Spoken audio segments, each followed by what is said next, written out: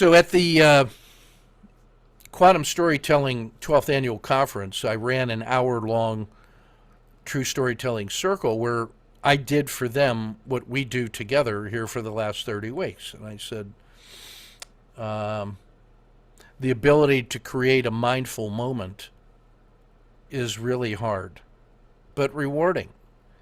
And I was telling that to a room full of global academic experts in the art and science of storytelling. Do you know how hard it is to make storytellers just shut up and listen? It's hard, but they listened to me. And what I told them was, I said, we're gonna experience a mindful moment here through storytelling, and I want you guys all to think about the word that best describes your experience of the first 3 days of this amazing quantum storytelling experience. And there were many, many moving and interesting presentations. I said, whatever word comes to your mind as you think about it, to capture that, I want you to hold that word right in front of you and then think about an experience outside of this workshop, this conference, from your personal lived experience that beautifully captures the emotional intensity you feel about the word that you just used to describe this conference. So another personal story, but outside of the direct experience. So they're going to end up having two experiences. One was the Quantum Storytelling Conference reminded them of a word, and then they found that word embodied in another emotionally compelling story from their life. Check or hold. So that's what I asked them to do. And then I said, what we're going to do is, in a minute, we're going to ring these chimes, and then we're going to take turns with the talking stick, and tell your 1 minute story of personal emotional connection to this story. And here's what the rest of us are going to do.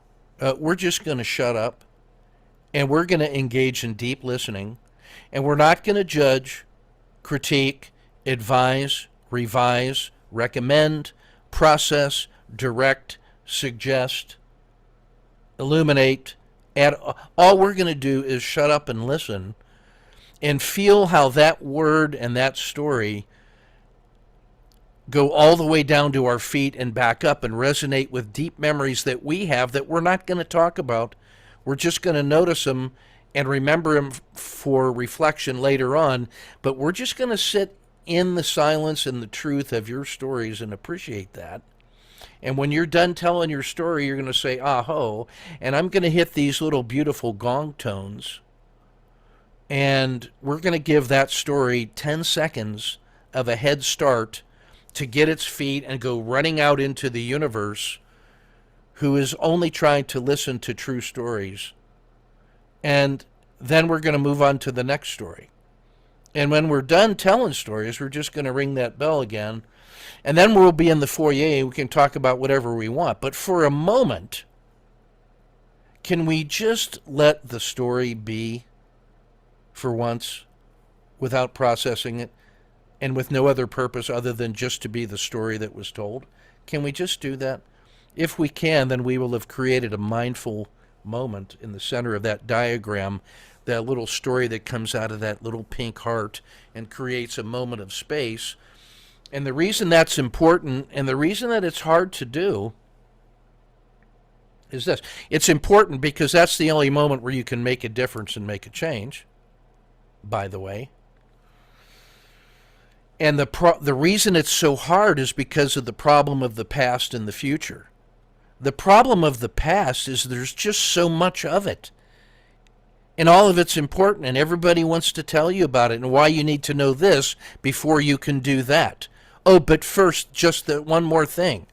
There's so much of the past that should be attended to. I mean, it doesn't mean nothing, or does it? It means something, apparently, because we're always talking about it. Oh, and the other problem is the future. And the problem with the future also is that there's just so much of it. Like every thought you had about what the future might be, could be, should be, will be, multiplied by every moment when you change your mind, times all the minds that have ever lived and are ever talking about things that are important, all of that is trying to fit into this moment to get your attention. So each of those things is like this huge red waves from the past coming forward, from the future coming back, all trying to crush that little person inside of you who's just trying to figure out what to do next with a moment of peace. Well, when you make that mindful moment and you send that little blue line down into the ground of virtues and values and intentions and your grounded reality, that's a source of strength.